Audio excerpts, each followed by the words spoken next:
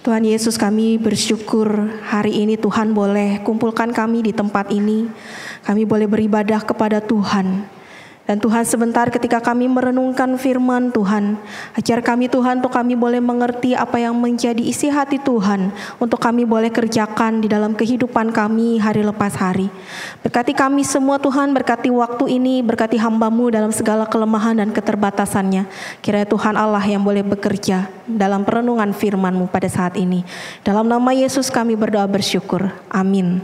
Silakan duduk Bapak Ibu. Shalom, selamat pagi. Bagaimana kabarnya? Ya, saya berharap kita semua baik ya.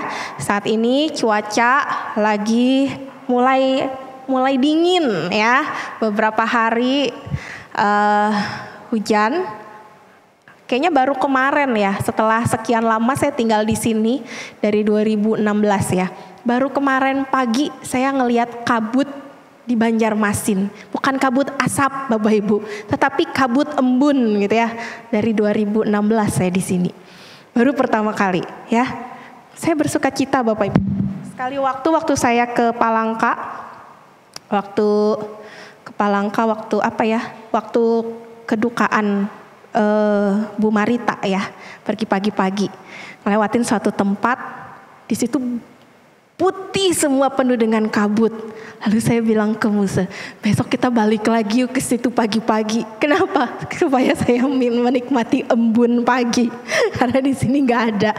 Jadi kemarin waktu embun itu muncul pagi hari, bangun tidur sekitar jam 6:30 gitu ya. Ada kabut, wah saya bersuka cita. Tapi di lain sisi Bapak Ibu, karena perubahan cuaca, jadi musim pancaroba dari panas ke dingin, kadang dingin ke panas. Mari sama-sama kita boleh jaga kesehatan tubuh kita ya. Dan mari saat ini saja kita semua boleh membuka Alkitab kita dari Hakim-Hakim. Hakim-Hakim pasalnya yang keempat. Hakim-Hakim 4 ayatnya yang keempat hingga ayat yang ke-14. Ini panjang Bapak Ibu bacaan kita. Sebenarnya dari Hakim-Hakim pasal 4 sampai Hakim-Hakim pasal 5. Tapi saya nggak akan mengajak kita baca semua 2 pasal itu. Tapi mari kita buka kitab kita dari Hakim-Hakim 4. Dari pasal ayat yang keempat hingga ayatnya yang ke-14. Lalu nanti dilanjutkan ayat 20 hingga ayatnya yang ke-24. Hakim-Hakim pasal 4 ayat yang keempat hingga ayatnya yang ke-14. Saya ajak kita semua baca bergantian ya. Saya ayat yang keempat, Bapak Ibu ayatnya yang kelima. Demikian firman Tuhan. Pada waktu itu Deborah, seorang nabiah, istri Lapidot, memerintah sebagai hakim atas orang Israel.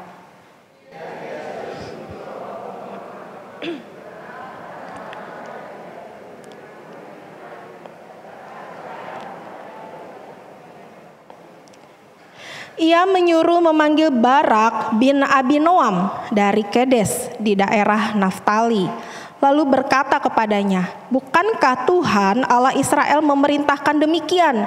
Majulah, bergeraklah menuju Gunung Tabor dengan membawa 10.000 orang Bani Naftali dan Bani Zebulon bersama-sama dengan engkau.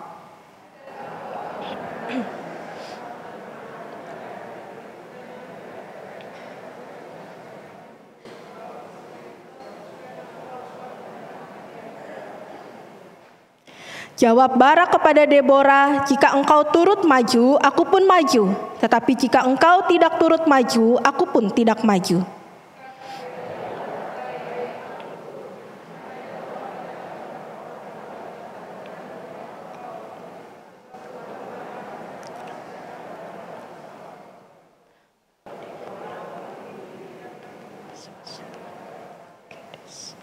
Barak mengerahkan suku Zebulon dan suku Naftali ke Kedes. Maka 10.000 orang maju mengikuti dia. Juga Deborah maju bersama-sama dia.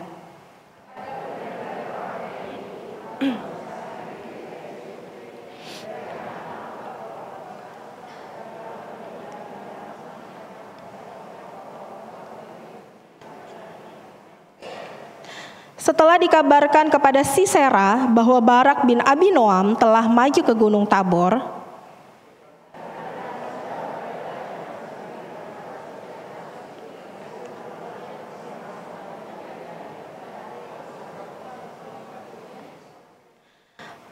Lalu berkatalah Deborah kepada Barak, "Bersiaplah, sebab inilah harinya Tuhan menyerahkan Sisera ke dalam tanganmu.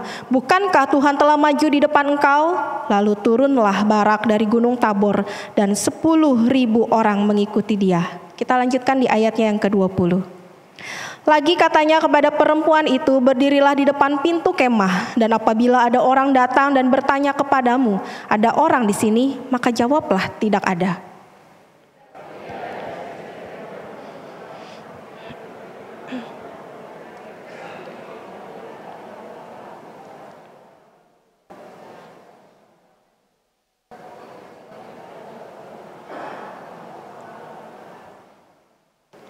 Pada waktu itu muncullah Barak yang mengejar Sisera. Keluarlah Yael mendapatkan dia dan berkata kepadanya, "Mari, aku akan menunjukkan kepadamu orang yang kau cari itu." Lalu masuklah Barak ke dalam dan tampaklah Sisera mati tergeletak dengan patok dalam pelipisnya.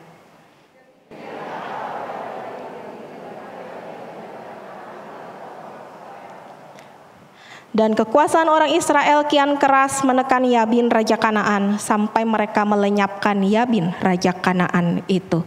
Jemaat yang terkasih dalam Tuhan, hari ini kita akan membahas mengenai seorang perempuan yang bernama Deborah. Tetapi sebelum lebih jauh kita memasukinya, saya minta untuk bantuan tim multimedia boleh memutarkan sebuah video.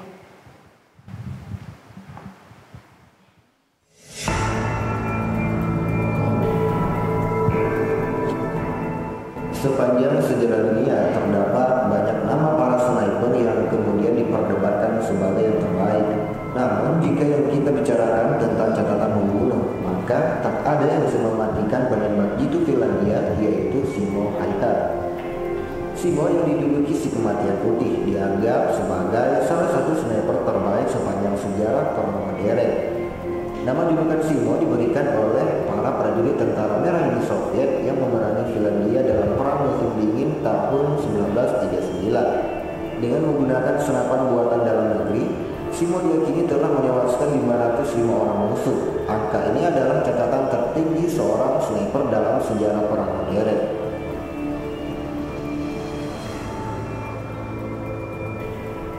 Simo Häyhä lahir di kota pertanian Rautjärvi pada 1905. Dia menghabiskan masa kecilnya di peternakan dan di alam liar Finlandia.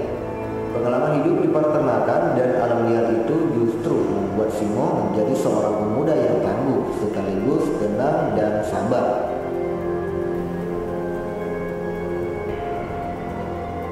Pada tahun 1925, ketika berusia 20 tahun, Simo bergabung dengan Angkatan Darat Finlandia selama 1 tahun, yang merupakan kewajiban militer bagi seluruh warga negara tersebut.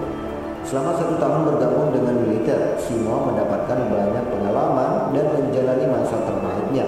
Bayangkan, dia naik pangkat dari prajurit menjadi kopral hanya dalam waktu 1 tahun. Setelah menyelesaikan masa wajib militernya, Simo memutuskan bergabung dengan unit militer bernama Garda Sipil Finlandia.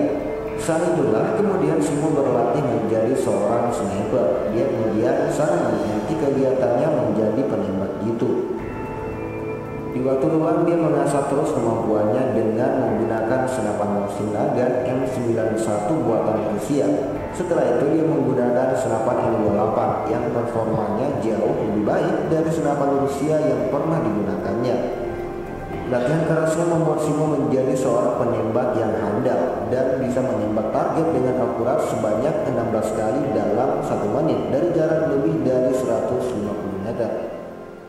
Iya, Bapak Ibu, videonya harus dipotong karena cukup panjang. Nah, video ini menceritakan seorang yang bernama Simo. Bapak Ibu, dia adalah seorang penembak yang jitu. Ketika itu negaranya Finlandia sedang perang dengan Uni Soviet.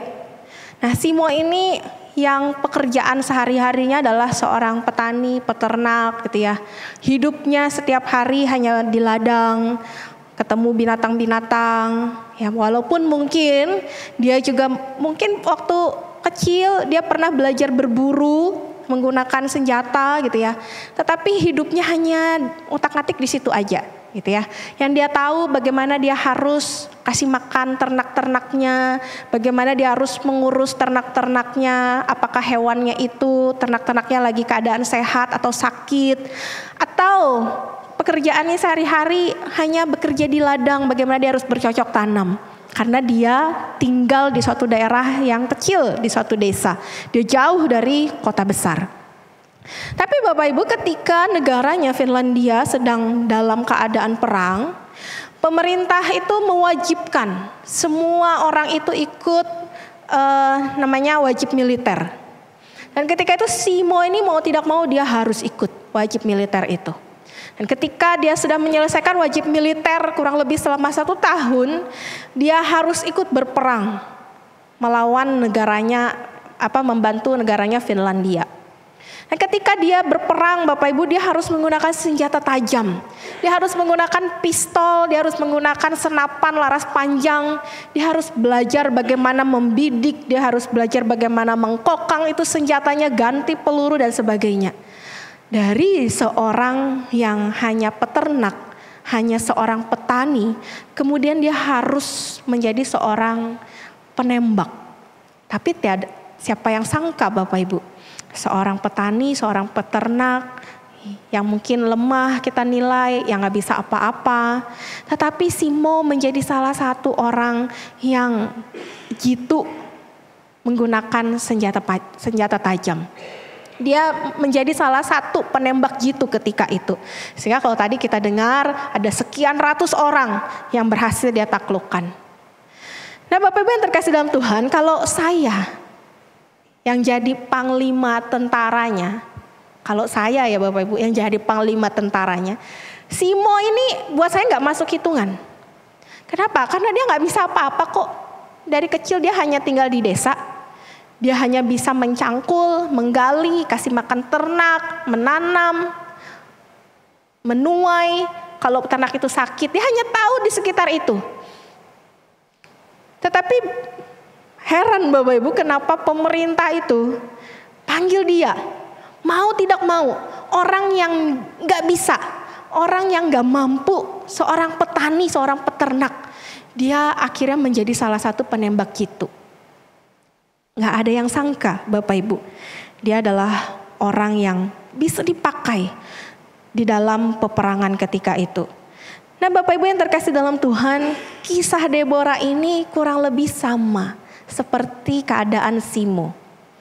Deborah ketika itu adalah seorang yang mungkin kita anggap remeh, atau bahkan orang-orang lain ketika itu anggap dia remeh. Kenapa? Hakim-Hakim pasal 4 ayatnya yang kelima di sana memberitahu kita siapa itu Deborah. Deborah adalah seorang hakim yang dikatakan kerjaannya setiap hari dia duduk, lalu kemudian penduduk Israel, warga Israel datang kepada dia minta nasihat. Kayak pengadilan, hakim gitu ya, dia sebagai hakim dia yang menentukan, oh kamu salah, kamu benar, kamu harus bayar sekian, kamu kena denda sekian. Nah kerjaan Deborah seperti itu Bapak Ibu, setiap hari orang Israel, warga Israel datang kepada dia menghadap Deborah supaya Deborah bisa membantu di dalam menyelesaikan perselisihan yang terjadi. Selain sebagai hakim Bapak Ibu, ayat 5 di sana juga mengatakan Deborah itu seorang nabiah. Dia seorang nabi. Selayaknya seorang nabi ya Bapak Ibu, dia adalah perantara Allah, di mana Allah berbicara melalui dia untuk bangsa Israel. Dia seorang nabi, seorang yang hidup di dalam takut akan Tuhan. Nah selain dua posisinya dia, hakim dan nabi, Deborah juga adalah seorang istri dari Lapidot. Ya, seorang istri Bapak Ibu ya.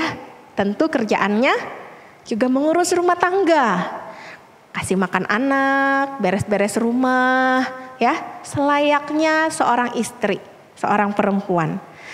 Ini adalah Deborah, Bapak Ibu. Tetapi Bapak Ibu kalau kita baca kitab Hakim-Hakim ini, menggambarkan Deborah itu berbeda dengan hakim-hakim yang lain. Kalau Bapak Ibu baca dari pasal yang ketiga, pasal yang sebelumnya, di sana ada yang bernama Otniel. Kitab Hakim-Hakim menggambarkan hakim yang lain ketika mereka melakukan tugas mereka, mereka dengan kekuatan mereka, dengan keperkasaannya mereka. Tetapi berbeda ketika Hakim-Hakim menggambarkan Deborah sebagai hakim yang bukan dengan kekuatannya yang dimiliki Bapak Ibu. Tetapi bagaimana Deborah itu dilihat seperti hakim seorang yang bijaksana. Seorang perempuan yang memiliki karakter takut akan Tuhan. Sehingga ketika kita lihat Otniel ketika membela bangsanya Israel, dia pergi berperang. Bukan hanya Otniel, ada lagi Bapak Ibu. Ehud juga seorang hakim. Di pasal 3, Bapak Ibu baca sendiri ya. Ehud dipakai oleh Allah juga sebagai hakim. Menggunakan apa? Strategi.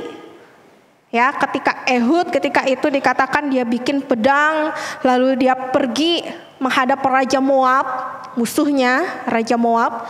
Lalu kemudian ketika dia bertemu Raja Moab, Ehud menancapkan pedangnya itu kepada Moab. Dia menggunakan strategi.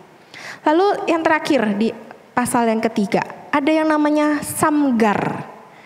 Dia juga seorang hakim, walaupun hanya 1 ayat di sana diceritakan. Samgar ini dipakai oleh Allah mengalahkan musuhnya orang Filistin menggunakan tongkat penghalau lembu. Bapak Ibu masih bisa lanjut, nanti ada Goliat, ya, ada Simpson. Berbeda Bapak Ibu dengan Deborah.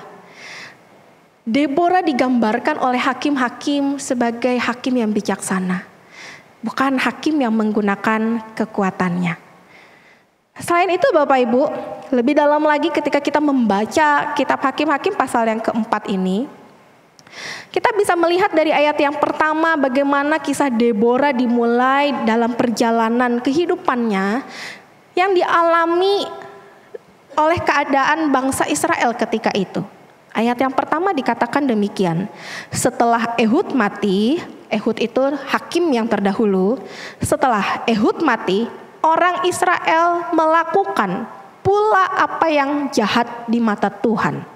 Lalu Tuhan menyerahkan mereka ke dalam tangan Yabin, raja Kanaan, yang memerintah di Hazor. Yabin ini musuhnya bangsa Israel Bapak Ibu. Ketika Ehud sudah mengalahkan Raja Moab, muncullah Yabin Allah pakai untuk menjajah bangsa Israel. Siklusnya demikian Bapak Ibu, bangsa Israel.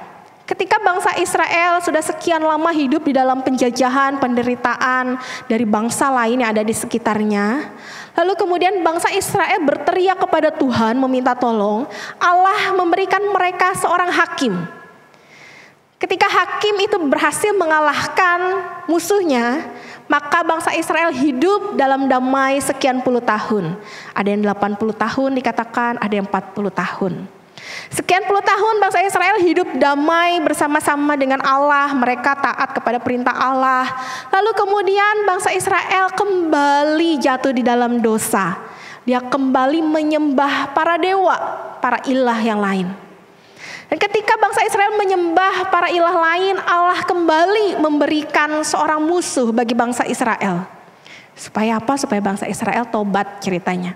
Allah kasih musuh lagi bagi bangsa Israel. Lalu bangsa Israel teriak lagi, minta pertolongan dari Tuhan. Nah yang terakhir ini yang kita baca, bangsa Israel ketika itu sedang dijajah oleh orang Kanaan, bangsa Kanaan. Kita tahu Bapak Ibu, Kanaan diceritakan adalah bangsa yang besar, bangsa yang enak, orang-orang enak namanya. Gagah, perkasa. Sedangkan bangsa Israel adalah seorang budak Bapak Ibu. Dari budak. Ya mungkin bisa dibilang tubuhnya itu gak seperkasa orang Kanaan. Jadi secara kekuatan bangsa Israel kalah. Nah di dalam ayat yang ke-1 tadi dikatakan Allah membangkitkan Yabin, seorang raja Kanaan.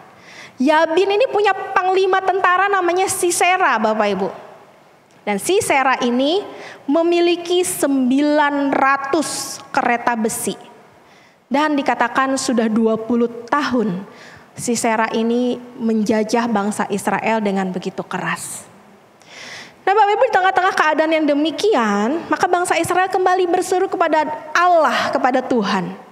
Dan Deborah sebagai seorang nabi, sebagai seorang hakim bagi Israel, mendengar seruan itu. Dan Allah memakai Deborah untuk dia memanggil Barak. Untuk dia berkata kepada Barak apa yang Tuhan katakan bagi dia. Yaitu supaya Barak memerintahkan 10.000 pasukan, dikatakan dari Bani Naftali dan Zebulon. Supaya apa? Supaya pergi menyerang Sisera ke Gunung Tabor. Dan Tuhan dikatakan oleh Deborah kepada Barak, Tuhan akan menggiring Sisera itu, musuh itu, ke sebuah tempat, ke sebuah sungai Kison untuk pertempuran. Dan di sana ketika Barak diminta oleh Deborah untuk maju membawa 10.000 orang, Barak berkata kepada Deborah demikian, kalau kamu tidak ikut maju, aku gak mau maju. Barak bilang gitu ya. Barak itu tadi siapa? Panglimanya orang Israel. Ketika Barak bilang kepada Deborah, kalau kamu gak maju Deborah, maka aku gak maju. Bapak Ibu, mungkin kita pikir salah kali ya si Barak. Barak ini panglima loh, ketuanya para tentara bangsa Israel. Kok suruh Deborah yang seorang hanya hakim, seorang nabi, seorang ibu rumah tangga untuk pergi bersama-sama dengan dia ke medan perang. Bapak Ibu bisa bayangkan, Deborah itu belum tentu loh bisa bawa senapan, senjata tajam. Dia belum tentu bisa menggunakan alat-alat itu. Bambu runcing mungkin gitu ya, kalau zaman kita dulu bambu runcing. Dia belum tentu bisa menggunakan itu Bapak Ibu. Tetapi Barak berkata, kalau kamu gak maju, aku gak maju. Sehingga ketika Barak berkata demikian, Deborah berkata, oke, aku maju, aku ikut kamu. Tetapi dia bilang, hanya saja Barak itu tidak akan mendapatkan kehormatan dari perjalanannya itu. Kenapa? Karena Allah akan memberikan Sisera, musuhnya itu, panglima Kanaan itu, kepada seorang perempuan. Sampai sini Bapak Ibu nangkep ya ceritanya Deborah. Tapi Bapak Ibu di ending yang kita baca, ternyata Allah itu bukan memberi Sisera itu, si panglima orang Kanaan itu, musuh itu, kepada Deborah dan Barak. Tetapi justru kepada seorang perempuan yang bernama siapa? Di ayat terakhir yang tadi kita baca, Yael. Ada satu sosok perempuan lagi yang Allah gunakan. Dikatakan Yael itu juga adalah seorang ibu rumah tangga. Yang pasti Bapak Ibu sama dengan Deborah. Senjata tajam dia nggak tahu, nggak ngerti caranya. Strategi perang dia juga nggak tahu bagaimana caranya. Tetapi Allah di sana memakai Yael untuk membunuh Sisera, panglima Kanaan, musuh dari bangsa Israel, dengan dia mematokkan patok tenda itu ke kepalanya. Nah Bapak Ibu yang terkasih dalam Tuhan, dari kisah Deborah ini, kira-kira apa sih yang bisa kita pelajari dari kisahnya ini? Yang pertama Bapak Ibu, saya mau mengajak kita semua melihat bahwa Tuhan itu memanggil Deborah sebagai seorang pemimpin. Dan panggilannya itu tidak pernah salah. Melalui kisah Deborah Bapak Ibu kita melihat Allah memanggil Deborah menjadi seorang pemimpin, itu tentu bukanlah hal yang mudah. Bapak Ibu kita semua tahu bahwa bangsa Israel hidup di dalam pemikiran patriarkal, di mana semuanya itu harus laki-laki, pria yang maju duluan. Yang harus menjadi seorang pemimpin adalah pria, bukan wanita. Nah Deborah hidup di zaman itu Bapak Ibu, yang dimana semua pandangan masyarakat adalah wanita itu di belakang laki-laki. Wanita itu kerjanya di rumah, di dapur, beresin rumah, siapin makan gitu ya. Nah tapi ketika kita baca kisah Deborah berbeda Bapak Ibu. Allah Allah justru memanggil Deborah untuk menjadi seorang pemimpin bagi bangsa Israel. Dia menjadi hakim yang membantu bangsa Israel untuk mengambil keputusan, yang membuat keputusan dari perselisihan-perselisihan yang ada di antara mereka. Deborah dipanggil oleh Allah menjadi seorang nabi untuk menjadi suatu perantara suara Allah kepada bangsa Israel. Dan terlebih lagi Bapak Ibu, Deborah menjadi seorang pemimpin di dalam peperangan bersama dengan Barak. Di mana sorot mata orang ketika itu, saya bayangin ya Bapak Ibu, kalau saya ada di situ jadi Deborah, wah orang itu udah mencibir macam-macam. Apa itu perempuan jadi pemimpin, bukannya kasih laki-laki, mana bisa dia jadi pemimpin? Banyak omongan Bapak Ibu. Bahkan bukan hanya dari orang lain. Mungkin Bapak Ibu diri kita sendiri sebagai seorang perempuan menempatkan posisi kita, diri kita menjadi orang yang lemah. Mungkin kita sendiri memandang diri kita, aduh saya mah perempuan, orang yang lemah, yang mungkin gak bisa apa-apa, yang harusnya di belakang. Cowok duluan lah yang maju gitu ya. Kita sendiri berpikiran demikian Bapak Ibu. Tetapi Bapak Ibu yang terkasih dalam Tuhan, panggilan Allah kepada Deborah tidak pernah salah. Justru di dalam kelemahan, di dalam ketidaksempurnaan yang dimiliki oleh Deborah, Allah memanggil dia, Allah memakai dia, orang yang lemah, orang yang tidak masuk hitungan di antara semuanya, menjadi alat perpanjangan Tuhan.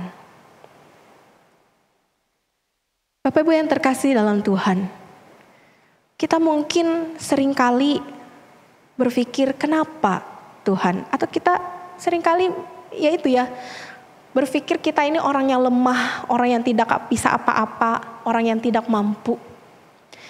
Tetapi Bapak Ibu, bukankah Tuhan bisa memakai kita, orang yang lemah ini, orang yang tidak mampu ini, menjadi alat Tuhan. Jadi ketika Deborah dipanggil oleh Allah, dia dengan yakin Bapak Ibu, dengan pede dia maju ketika Barak bilang, kalau kamu tidak maju, aku tidak maju. Deborah dengan percaya diri berkata, oke, aku ikut bersama dengan kamu. Kenapa? Kita bisa melihat Bapak Ibu kalau di pasal yang kelima, Bapak Ibu baca di pasal yang kelima ayat yang ke-7.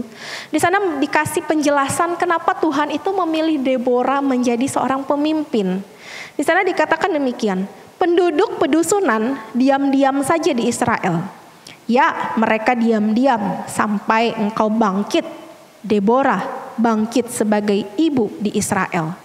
Ternyata Bapak Ibu, ketika bangsa Israel sudah terlalu nyaman, saya katakan, dengan keadaannya, atau bahkan mungkin sudah pasrah, Tuhan aku udah gak tahu deh harus bagaimana gitu ya. Mereka udah terlanjur kadung ikut menyembah dewa-dewa yang lain gitu ya. Mungkin sudah mulai menikmati menyembah dewa-dewa yang lain, hatinya mulai lupa dengan Allah.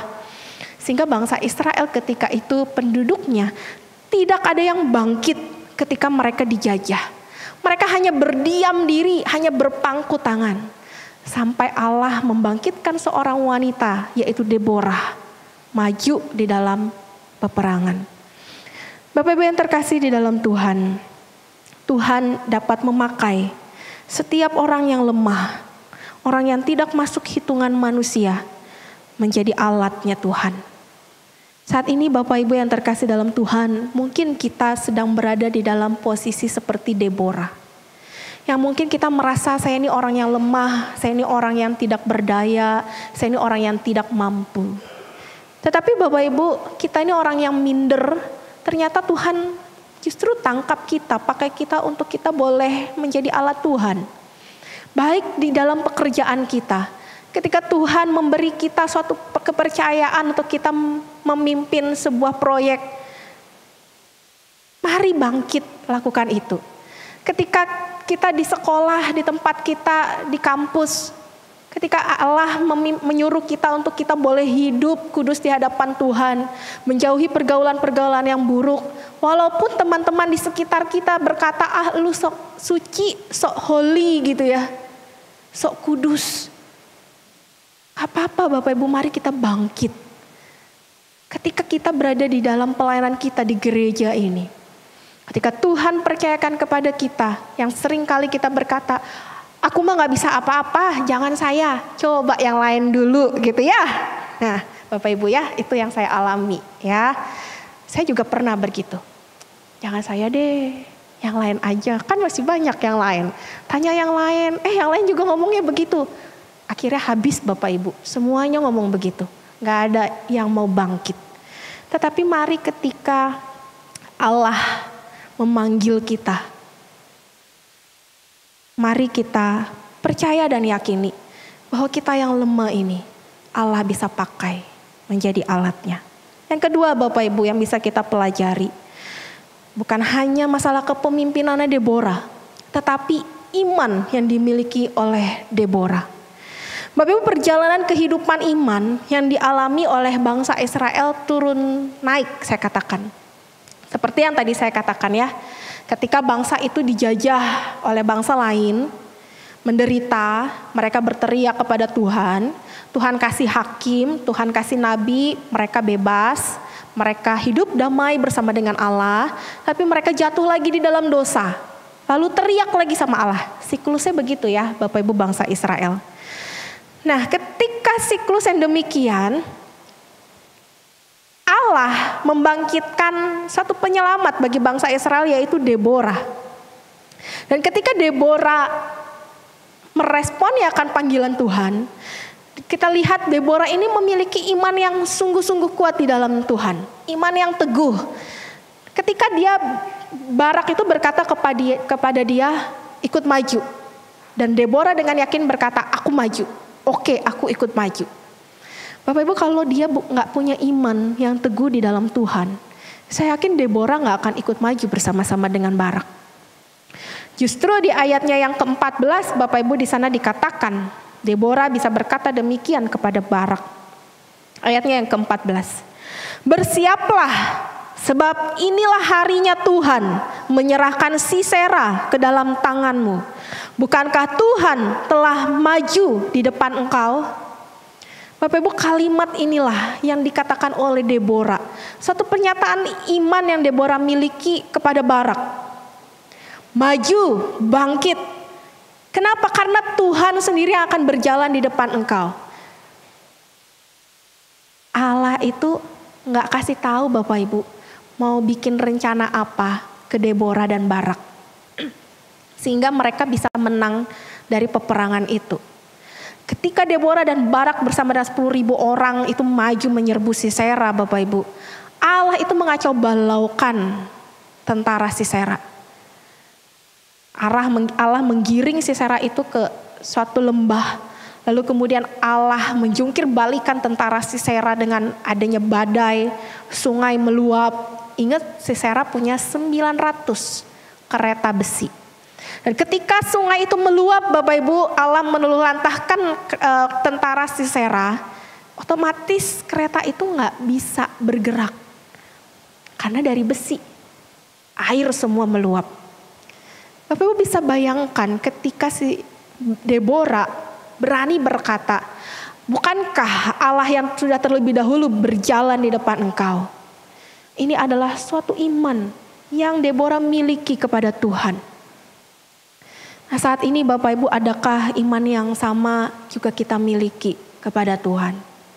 Ketika Tuhan mengajak kita untuk ambil di dalam suatu kehidupan yang kita jalani, suatu pelayanan, suatu pekerjaan, mungkin yang kita lihat resikonya besar. Mungkin yang kita katakan saya nggak mampu Tuhan. Mari, adakah iman yang sama seperti Deborah? Bukankah Tuhan sudah berjalan lebih dahulu di depan engkau? Biarlah Bapak Ibu perkataan Deborah ini juga menjadi suatu pernyataan iman kita kepada Tuhan. Yang terakhir Bapak Ibu, bukan hanya sekedar iman yang dimiliki oleh Deborah, tetapi iman yang dia yakini itu kepada Tuhan, dia lakukan di dalam tindakannya. Timothy Keller Bapak Ibu, di dalam bukunya Judge for You dia berkata demikian. Iman itu bukan hanya mendengarkan Tuhan di dalam setiap tahap kehidupan dan di dalam segala keadaan, Tetapi iman adalah tetap menunjukkan keberanian di dalam menghadapi tantangan yang besar dengan rendah hati dan tidak mencari kehormatan. Jadi iman itu Bapak Ibu menurut Timothy Keller, iman itu bukan hanya kita mendengarkan Tuhan setiap hari, Tuhan itu mau bicara apa ya. Bukan hanya sekedar itu Bapak Ibu. Tetapi iman itu juga harus dipraktekkan. Iman itu juga harus diwujudkan di dalam keberanian, di dalam tindakan kita hari lepas hari. Nah inilah yang dilakukan oleh Deborah. Deborah Barak berkata, ayo kamu ikut. Maka Deborah pun dengan imannya kepada Tuhan, dengan berani dia berkata, aku ikut. Bapak Ibu yang terkasih dalam Tuhan. Tentu ketika Deborah maju berperang bersama dengan Barak, seperti yang tadi diceritakan di akhir kisah, Deborah itu tidak mendapatkan pujian kok. Yang bunuh Sisera bukan Deborah kok, bukan Barak juga, tetapi Yael yang bunuh Sisera, wanita lain. Jadi Deborah dan Barak itu gak mendapat pujian. Tetapi meskipun dia gak dapat pujian Bapak Ibu, dia tetap maju bersama-sama dengan Barak menyatakan imannya. Di sini Bapak Ibu bukan berarti Barak gak beriman ya Bapak Ibu ya. Tidak, justru nama Barak kalau Bapak Ibu baca di Ibrani pasal 11 tentang saksi-saksi iman, nama Barak itu ada. Barak itu secara tidak langsung kenapa dia minta Deborah untuk pergi bersama-sama dengan dia? Karena Barak menyadari siapa Deborah. Dia adalah seorang nabi, dia adalah seorang hakim, di mana Allah itu ada bersama-sama dengan dia. Jadi secara tidak langsung Bapak Ibu ketika Barak meminta bantuan kepada Deborah untuk maju bersama dengan dia ke medan perang, Barak itu secara tidak langsung mau berkata supaya Tuhan itu menyertai perjalanan saya. Nah disitulah imannya Barak ya bersama dengan Deborah. Nah ketika Deborah Bapak Ibu memiliki iman itu, Barak minta dia maju, Deborah ikut maju. Kita melihat Bapak Ibu iman itu tidak diam di dalam dirinya saja. Iman itu tidak berhenti di dalam hatinya saja. Tetapi iman yang dimiliki oleh Deborah dia lakukan di dalam kehidupannya. Dia nyatakan ketika dia diminta Barak berjuang bersama-sama. Nah saat ini Bapak Ibu, mungkin kita memandang Deborah ini adalah seorang wanita yang lemah. Seorang wanita yang tidak mampu, yang tidak capable. Yang banyak kekurangannya. Tetapi kita bisa melihat Allah memakai Deborah dengan luar biasa. Di sekeliling kita mungkin kita suka melihat orang, kamu gak mampu, jangan. Atau bahkan melihat diri kita sendiri, saya gak mampu, jangan. Tetapi justru Bapak Ibu mari kita jangan seperti orang Israel ketika itu. Yang melihat orang lain yang tidak mampu itu dengan begitu sinisnya. Dengan pandangan yang tidak mengenakan. Tetapi mari kita nyatakan, kamu tidak mampu, gak apa-apa, Tuhan akan mampukan kamu. Tuhan akan pakai kamu, Tuhan akan perlengkapi kamu. Bahkan mungkin Bapak Ibu ketika kita melihat penggambaran Deborah yang lemah lembut ini atau orang yang lemah yang tidak berdaya, mungkin kita teringat akan Yesus Kristus itu. Dia adalah Allah yang datang ke dalam dunia ini. Yang mungkin kita katakan nih, Yesus ini benar-benar Mesias kah? Benar-benar Tuhan kah? Kok sepertinya dia begitu lemah ketika dia disalibkan? Kok dia tidak berdaya sama sekali? Kan dia Allah. Tetapi Bapak Ibu, Bapa memakai dia. Sebagai wujud, mungkin kita melihat dia begitu lemah. Bahkan orang lain ketika itu, tentara-tentara Romawi ketika itu mengejek-ngejek Yesus sebagai orang yang lemah. Tetapi justru Allah memakai Yesus Kristus menjadi tebusan bagi dosa-dosa kita. Kita yang tadinya adalah musuh Allah, kita menjadi sahabatnya Allah. Kita yang tadinya harus berada di dalam neraka, kita diselamatkan oleh Allah. Kita memiliki suatu keyakinan, jaminan hidup yang kekal bersama-sama dengan Dia. Oleh karena itu Bapak Ibu yang terkasih dalam Tuhan, mari sekali lagi ketika kita kembali mengingat siapa Yesus itu bagi kita. Bukankah Dia juga adalah Allah yang dengan lemah lembut menghampiri kita. Allah yang lemah lembut memanggil kita untuk kita boleh bersama-sama dengan Dia melayani Tuhan. Kalau saat ini Tuhan percayakan kepada kita di pekerjaan kita, mari kerjakan itu, ambil itu. Kalau saat ini Tuhan percayakan kita pelayanan di gereja Tuhan, mari Bapak Ibu ambil itu semuanya. Kenapa? Karena Tuhan pasti akan mampukan. Ingat Bapak Ibu, Tuhan itu tidak memanggil orang yang qualified. Tuhan itu tidak memanggil orang yang sempurna. Tetapi orang yang dikatakan gak sempurna, yang gak qualified, yang gak mungkin lah melakukan itu. Tuhan itu akan perlengkapi orang itu. Sehingga dia menjadi qualified.